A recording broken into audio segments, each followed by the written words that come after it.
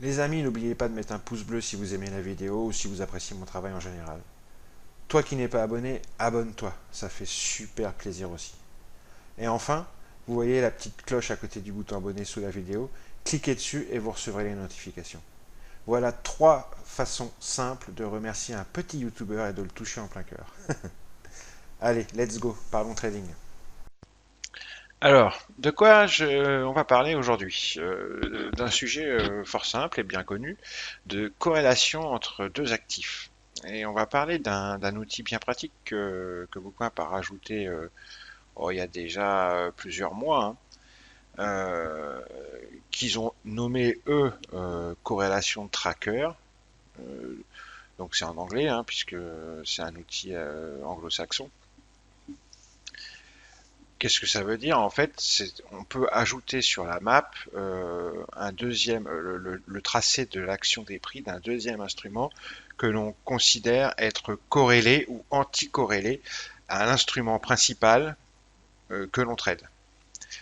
Par exemple, on peut mettre l'or et le yen, ou pourquoi pas l'Eurostoxx et le DAX. Ou pourquoi pas le SP500 et le Minido. Là, je n'ai cité que des corrélations positives, des instruments qui sont corrélés. Mais on peut aussi mettre des instruments qui sont anti-corrélés, qui sont corrélés de manière négative. Euh, Moi, je préfère utiliser des corrélations positives, mais c'est plus mon habitude maintenant. Euh, on peut tout à fait chercher des corrélations négatif, ça marche aussi très bien. Il faut vraiment. Alors vous voyez là sur la map, vous voyez, il y a le tracé principal, c'est le Minido, le YM, que je traite pas mal en ce moment. Et la ligne bleue, ce sont les prix du SP500, du e-mini SP500. D'accord. euh, Quel est l'intérêt de faire ça? On pourrait mettre un autre tracé, par exemple le tracé du Nasdaq ou le tracé du Russell. Euh, L'intérêt de faire ça, c'est ou les trois avec le Minido, donc ça ferait quatre tracés sur la même map. L'intérêt de faire ça, mais par contre, je vous le conseille pas parce que surcharger la map, c'est pas utile. Il faut vraiment que la map reste assez légère visuellement.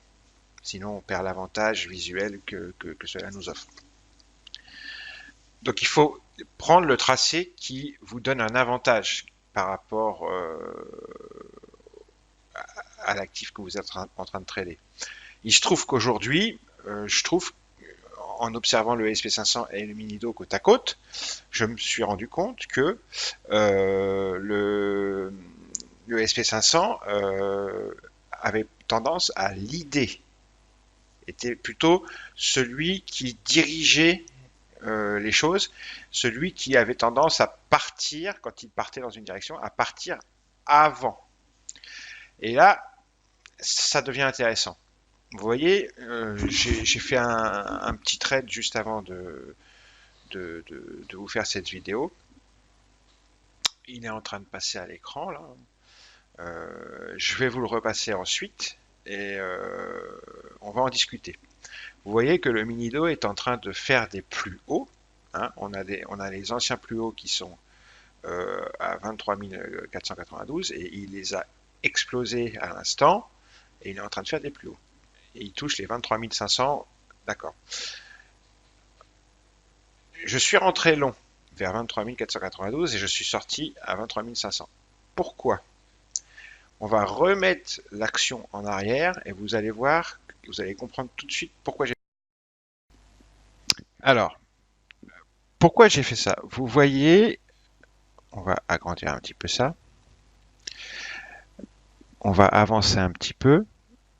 Et ça, l'instrument que vous rajoutez sur votre map, il faut prendre le temps de bien régler les choses et de vous positionner. Vous voyez qu'à un moment donné, je trouve mon réglage et que là, je suis bien et après, je ne touche plus à rien. On voit le SP500 en bleu. On voit le dernier haut du SP500 ici. D'accord? Le dernier haut du Minido est ici. D'accord? Je suis en train de surveiller parce que j'ai remarqué que le SP500 avait tendance à être un tout petit peu en avance sur son confrère, sur son compagnon, le Minido, aujourd'hui. Donc je me dis que si le SP500 fait des nouveaux plus hauts avant le Minido, alors je rentrerai long ici sur le Minido pour profiter de cet avantage euh, que le tracker de corrélation me donne. Je mets en route la vidéo. Vous allez voir que c'est très, l'exemple est très parlant. C'est pour ça que je vous le montre. Donc là, j'ai remis en route. Vous allez voir. Donc, vous voyez, le Minido est en train de trader ici, assez éloigné de son dernier haut, qui est ici, alors que le SP500 trade assez proche de son dernier haut. D'accord? On sent une pression sur le SP500 au niveau des derniers plus hauts ici, que l'on n'a pas encore sur le Minido.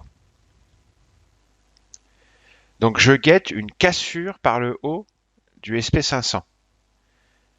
Si jamais le SP500 casse par le haut, et ce de manière assez violente, je rentrerai long sur le Minido pour jouer ce rattrapage, pour au moins jouer le rattrapage, c'est-à-dire au moins jouer le fait que le Minido retourne vers ses plus hauts ici, et peut-être même que le Minido les dépasse, vu que le SP500 est en train de faire de nouveaux plus hauts. On va avancer un petit peu. Voilà, j'étais en train de faire mes réglages de contraste et tout, nanani, nananer,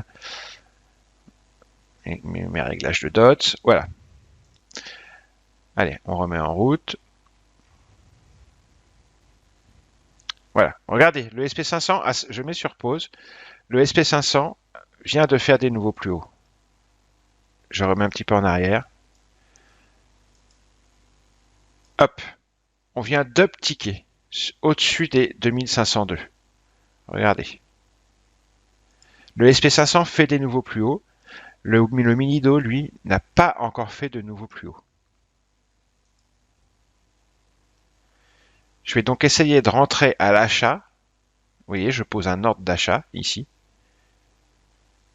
Le SP500, je surveille bien qu'il continue, hein, que ce soit pas un faux breakout.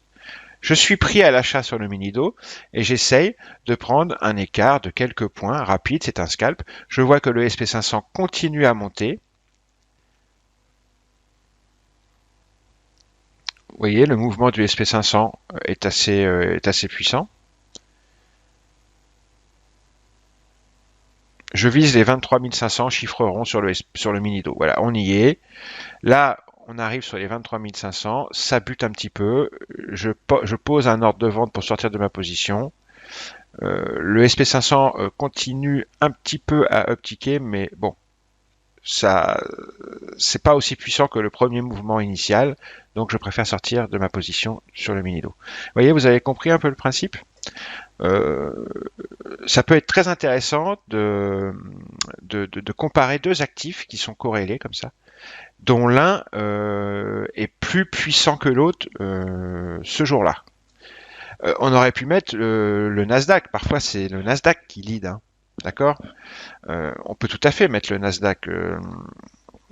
On peut en mettre autant qu'on veut. Hein. Regarde, vous voyez là, il va peut-être on va peut-être faire la même chose. Là, on se rapproche sur le SP500 des plus hauts. On n'est pas tout à fait dans la même configuration parce que sur le Minido, on n'est pas très loin des derniers plus hauts également. Mais ça y ressemble. On va voir si le SP500 fait des nouveaux plus hauts ou pas. Non, il n'en fait pas. Donc, on va laisser.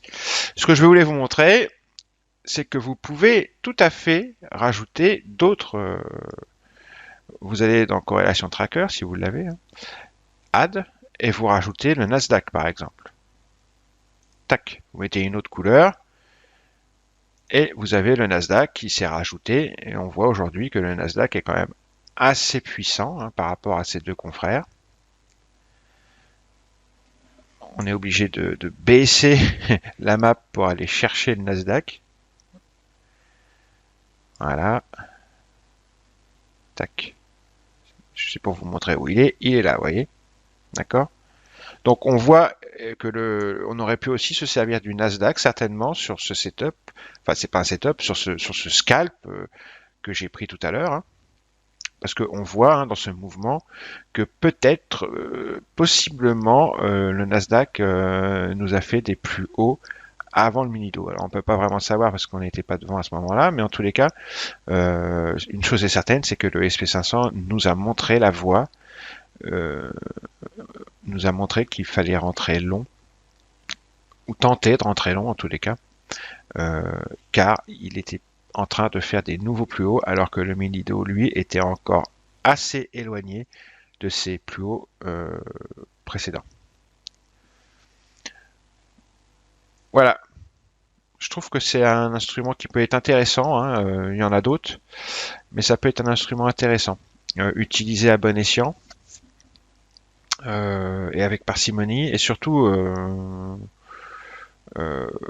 dans les journées où ça fonctionne bien. Si on voit qu'on est sur une journée où les corrélations ne fonctionnent pas, pouf, c'est pas compliqué, qu'est-ce qu'on fait? On retire tout, hein. C'est pas la peine d'encombrer sa map avec des choses qui ne servent à rien, évidemment. Allez, ciao les amis, à plus tard.